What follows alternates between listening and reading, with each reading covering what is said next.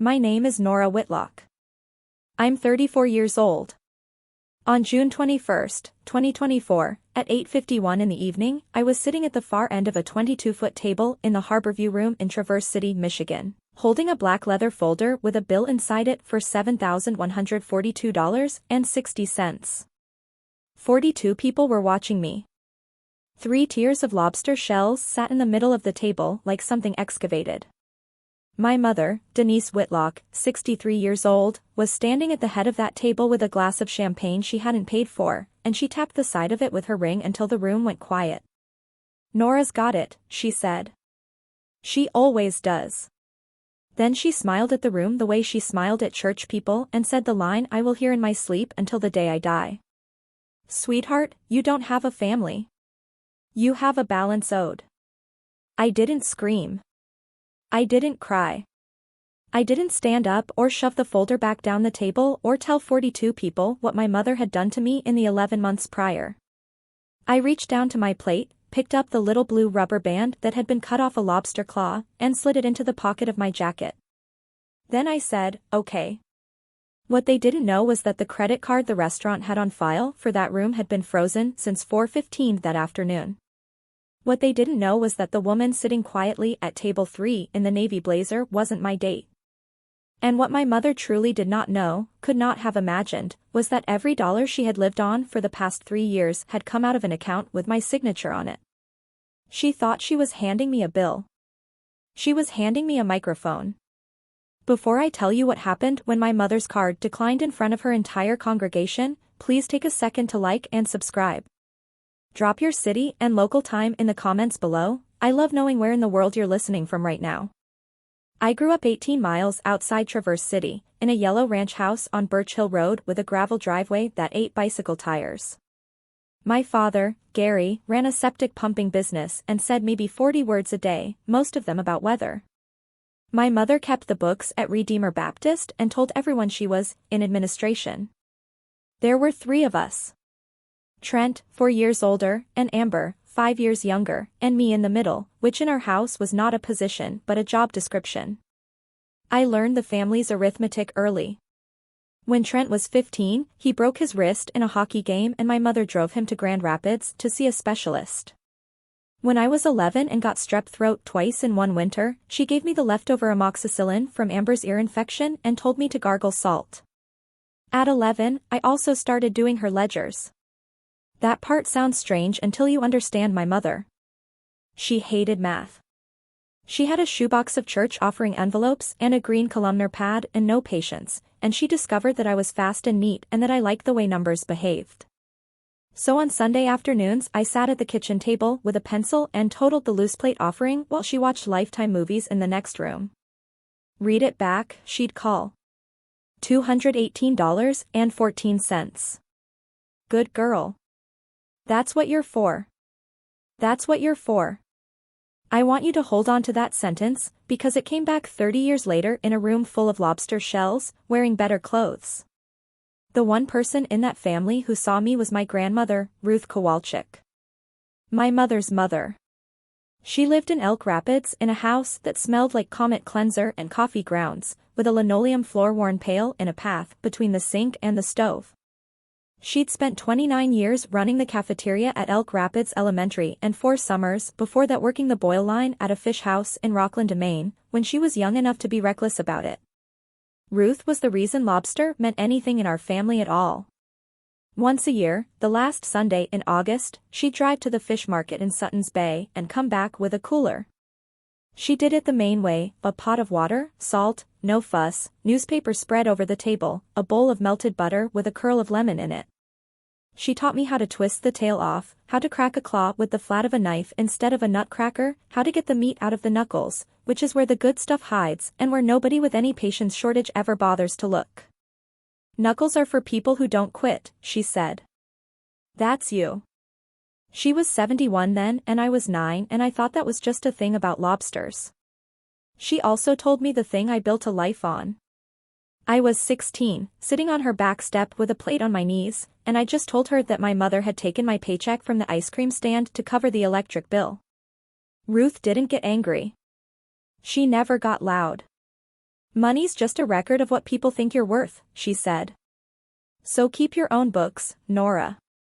Don't let somebody else keep them for you. That was August. My birthday was in October, and that October is the reason I'm making this video. October 9th, 2006. My 17th birthday. Ruth wanted to do a late-season lobster dinner for me. She'd found them on sale, 4 of them, $48 total, which for her was a genuine extravagance. My mother took over the planning within a day, the way she always did. She invited 9 people. 4 lobsters became 4 lobsters and a lot of side dishes, and when we sat down, my mother put a plate in front of me with 2 hot dogs on it, split and grilled, the way you'd feed a kid at a birthday party in 1994. Trent's got a game tomorrow, he needs the protein, she said. Amber won't eat anything else. And Pastor Dale's here, we can't very well give the pastor a hot dog. I said okay. I was 17 and I said okay. Then after the cake, in the kitchen, with the water running so nobody would hear, she asked me for $82. For the sides. For the wine. She said it wasn't fair for Grandma to carry the whole thing.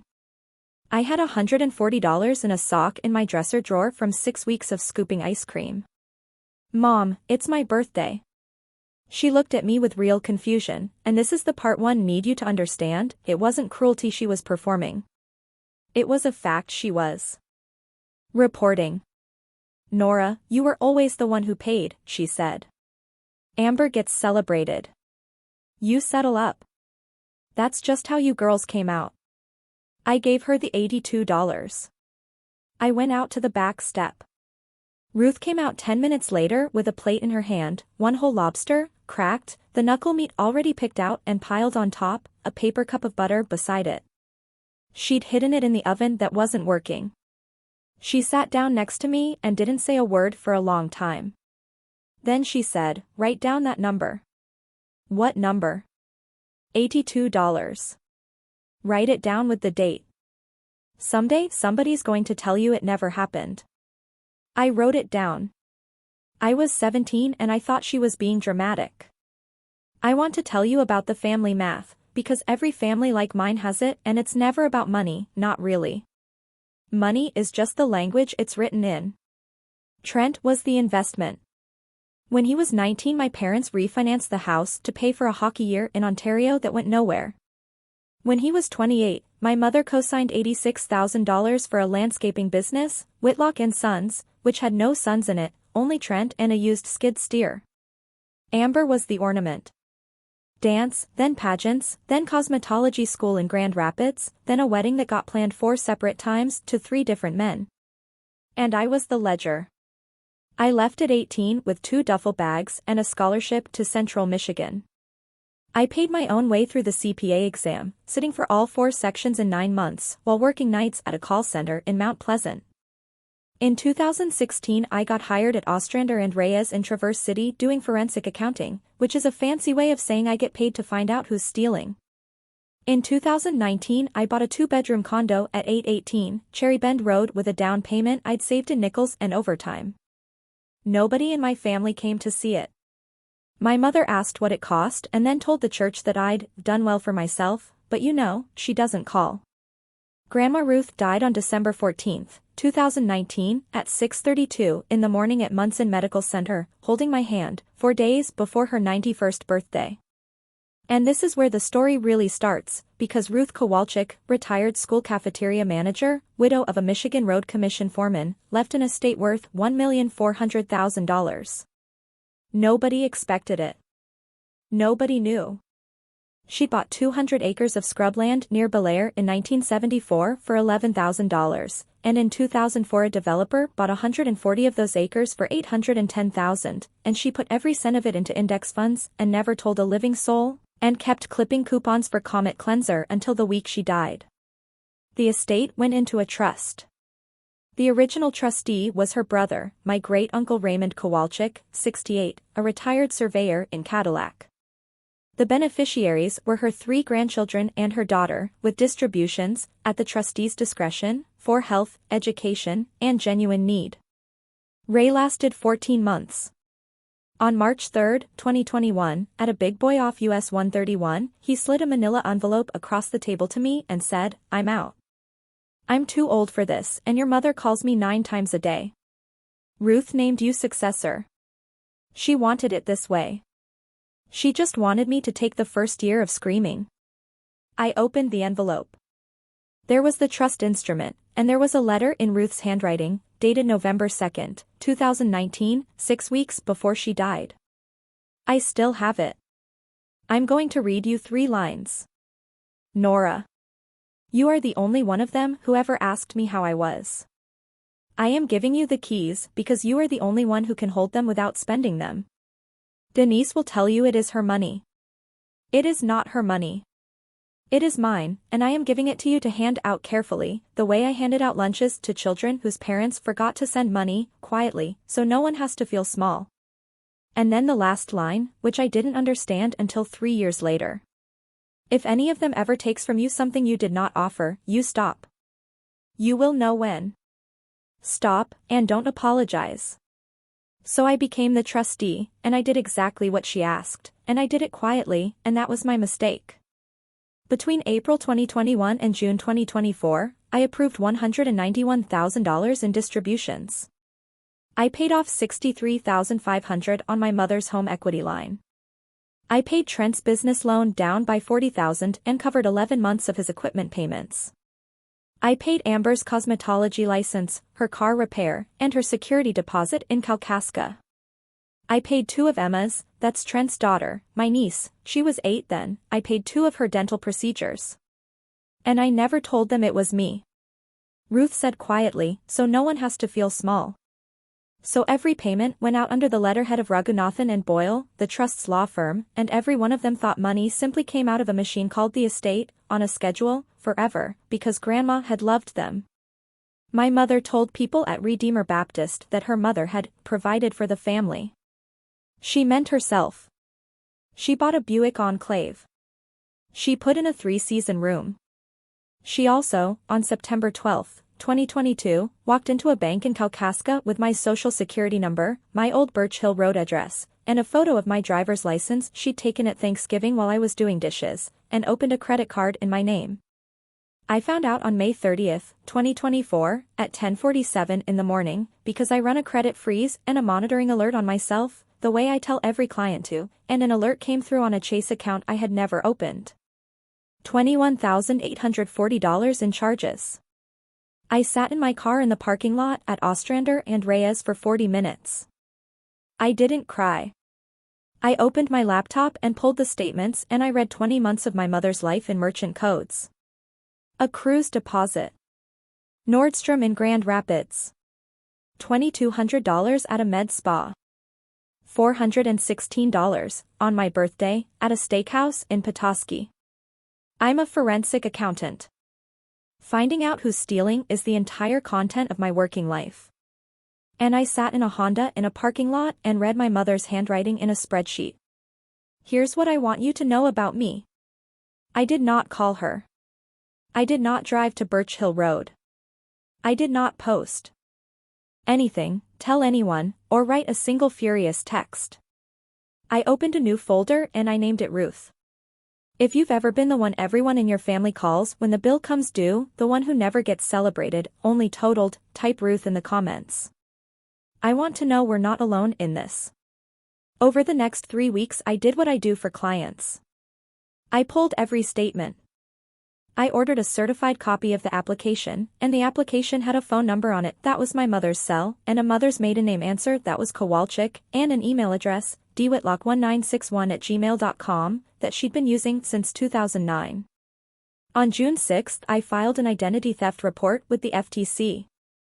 On June 11 I sat in an interview room at the Kalkaska County Sheriff's Office with Detective Dale Pruitt, 46, 11 years in financial crimes, and gave him a spiral-bound packet with tabs. He turned it over twice and said, "Ma'am, I usually have to build this myself." On June 14, my mother called me for the first time in 5 months. Amber's engagement dinner is the 21st. The Harbor View Room. Ethan's family is very nice people, so please dress up. Who's hosting? It's a family thing, Nora. Don't be like that. Then, before she hung up, she said the second sentence I'll never forget, and she said it lightly, like a joke, because that's how it always came. You're not in the wedding, honey. You're in the budget. Actually, that was Amber. My mother handed her the phone and Amber said it.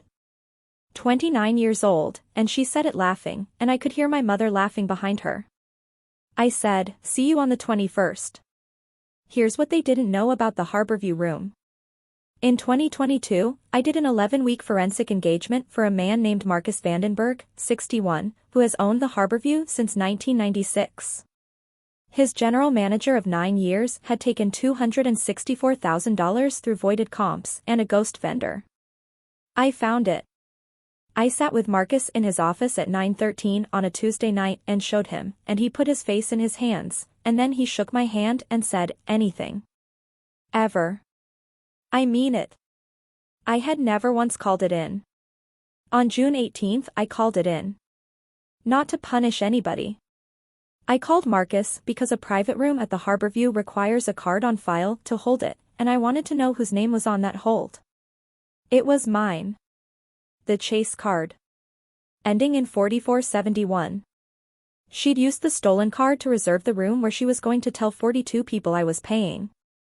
Marcus went very quiet on the phone. Then he said, what do you want me to do? I said, nothing. Take the reservation. Don't change a thing. Just seat me at the far end. The card was declared stolen and frozen by the issuer at 4:15 p.m. on June 21st, per the fraud claim I'd filed 16 days earlier. I didn't have to do a thing. The clock did it. The other call I made was to Priya Raghunathan, 47, the attorney who'd administered Ruth's trust since 2020, and who had never met my family because she had only ever met me. She came as my +1. June 21st, 2024. 7 o'clock. The Harborview room has a wall of windows over West Grand Traverse Bay, and that night the water was the color of a nickel and the sun stayed up until almost 10, the way it does up here in June. There were 42 people. Ethan Deschamps's family, 12 of them, including his mother Carol, 58, a middle school principal in Petoskey, who shook my hand and said, you're Nora. Amber says you're the smart one. 9 people from Redeemer Baptist. Cousin Beth Kowalczyk, 39, an ICU nurse at Munson. Uncle Ray, 71 now, in a sport coat from another decade. My father Gary, 68, in the corner, with a beer, saying nothing. And my mother, in cream, working the room like a bride. I sat at the far end and ordered a bowl of chowder. At 7:48 the towers started coming out. Chilled lobster towers, $95 each, and my mother ordered 6 of them and then 4 more. Lobster rolls for the table. 2 lobster mac and cheeses. 4 bottles of Shasanya Mantracha at $310 a bottle, and my mother pronounced it wrong twice and loudly. Trent, 38, leaned back with a claw in his fist and shouted down the table at me, you not eating moneybags? I said, I had a big lunch. Amber gave a toast about how her grandmother would have loved this, how Grandma Ruth always did lobster in August, how the family had been so blessed. My mother touched her chest. 9 people from Redeemer Baptist said amen to lobster. The bill came at 8:51. A server set the black folder down in front of my mother, and my mother stood up and tapped her glass, and she looked down the whole length of that table at me and said, Nora's got it. She always does. Then, sweetheart, you don't have a family. You have a balance owed. Somebody laughed. Not everybody. Carol Deschamps did not laugh. The folder came down the table hand to hand, 22 feet, like a collection plate. I opened it. $7,142.60. I said, okay. I took the blue rubber claw band off my plate and put it in my pocket. Then I stood up, and I walked the folder back up the table, and I set it down in front of my mother, and I stayed standing beside her, and I spoke at a normal volume, the volume you'd use to read a number back to somebody in the next room. The card on the reservation is a Chase Visa ending in 4471. It was opened on September 12th, 2022, at a bank in Kalkaska, using my social security number and a photograph of my driver's license. I did not open it. It was reported stolen on May 30th. It was frozen at 4:15 this afternoon. There is no card on this room, Mom.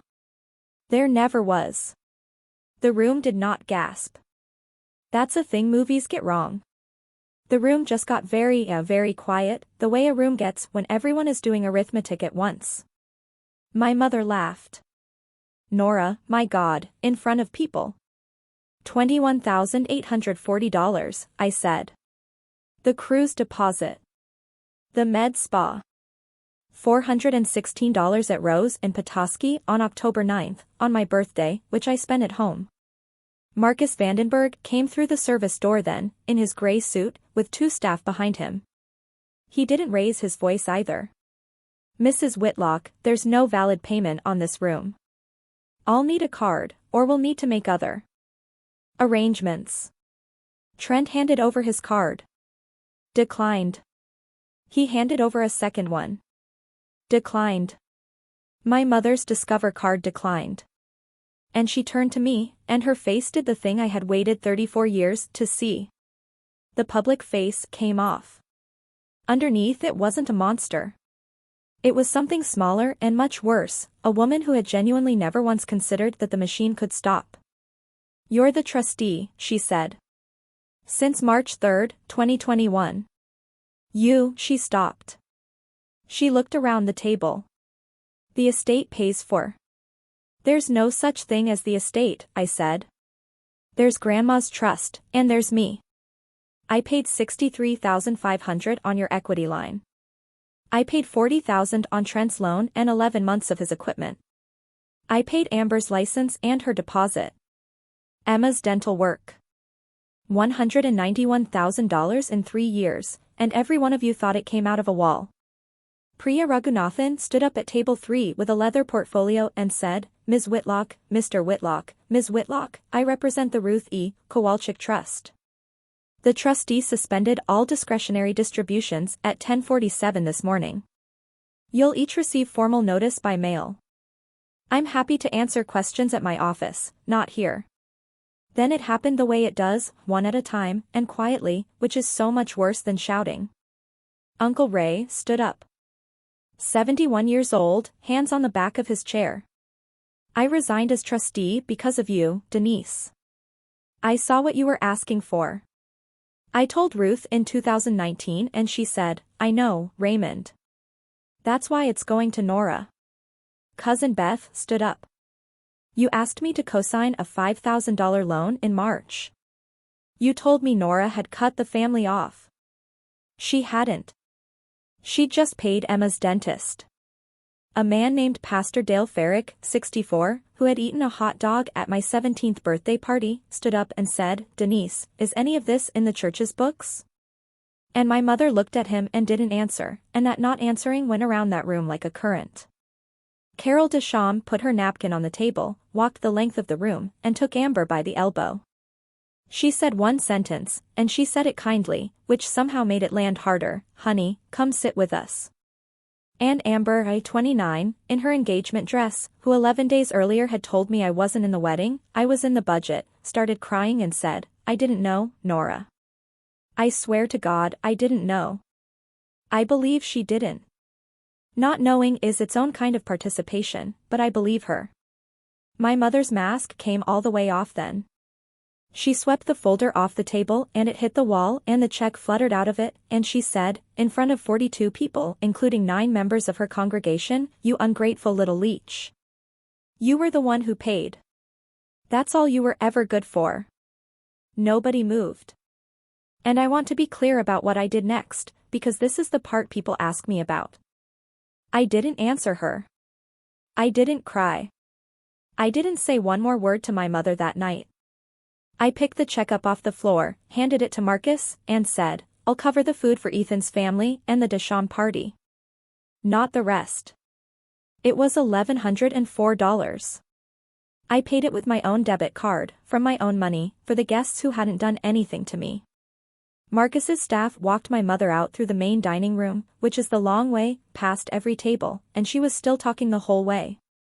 My father Gary finished his beer, put it down, and followed her without looking at anyone. Detective Pruitt didn't arrest her at the restaurant. That's television. He interviewed her on June 27th. Here's what happened after. On November 14, 2024, my mother pled to identity theft under Michigan law, a felony. She got probation, 90 days deferred, and restitution of $21,840 at $300 a month, which will take her 6 years. Redeemer Baptist removed her from the church office in July, after an internal review turned up a separate $9,000 nobody has fully explained. She and my father sold the house on Birch Hill Road in February 2025 to pay off the equity line I was no longer paying, and they rent a 2-bedroom in Kalkaska now. Whitlock & Sons closed in October 2024. Trent works for a paving crew out of Gaylord. He sent me one text, in December, "Hope you're happy." No apostrophe. I'm not, particularly. Happy isn't the word. Here's the word. I live at 818 Cherry Bend Road, and as of April 2025 I own it outright. I'm a partner track senior manager at Ostrander and Reyes. I have $196,000 in savings and a will and a trust of my own and no unexplained charges on anything, ever. I go to Marcus's staff Christmas party every year, and last year he stood up and told the story of the 11 weeks in 2022, and the line cooks applauded, and I turned red. Amber married Ethan in September 2025. Small wedding, 40 people, at a bar near Belair, and she paid for it herself with money from the salon she works at. She wrote me a 4-page letter first. I read it twice. I went to the wedding. I sat with Carol Deschamps. I have not spoken to my mother since June 21, 2024, and I don't intend to, and I want to say clearly for anyone waiting for the part where I forgive her, that part isn't coming. Peace and reconciliation are not the same product. Anne Emma Whitlock, now 11 years old, Trent's daughter, who did nothing to anyone. In August 2024, an envelope came to my office with a drawing in it, a lobster, red, with a blue band on one claw, and above it in pencil, "Thank you for my teeth." There's a $529 account with her name on it. It has $31,000 in it. She doesn't know, and she won't until she's 18, and that is on purpose. Quietly, so no one has to feel small. Grandma Ruth wrote the instructions and I'm just following them. I've thought a lot about what my mother actually said that night, because she was right about one thing and wrong about the thing underneath it. She said I had a balance owed. She was right, there was a ledger between us. She just never once considered which column she was in. Love in my family was always presented as an account you could overdraw forever, as long as one person in the house had been assigned to make it balance. And I want to say this to anyone who's been assigned that job, you are allowed to close the account. You are not the machine in the wall. Loyalty is not a subscription.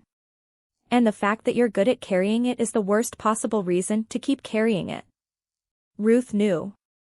That's why she gave the keys to the one grandchild who could hold them without spending them, and why the last line of her letter wasn't advice, it was permission. If any of them ever takes from you something you did not offer, you stop. You will know when.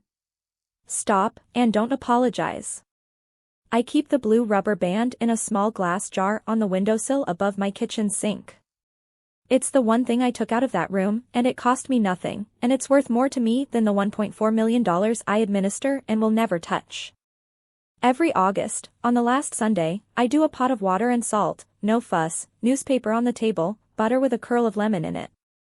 I invite Beth and Ray and Marcus and, since last year, Amber and Ethan. I crack the claws with the flat of a knife. I always pick the knuckles first and put them on somebody else's plate, because knuckles are for people who don't quit. Last August, after everyone left, I stood at the sink at 11:40 at night with the water running, and I looked at that little blue band in its jar, and I said it out loud, to nobody, in my own paid-for kitchen. I paid for exactly what I ordered. Not 1 cent more. If this story meant something to you, if you've ever been the one handed the bill for a meal you weren't allowed to eat, share this video. Someone in your life might need to hear it. Subscribe if you want more stories like this.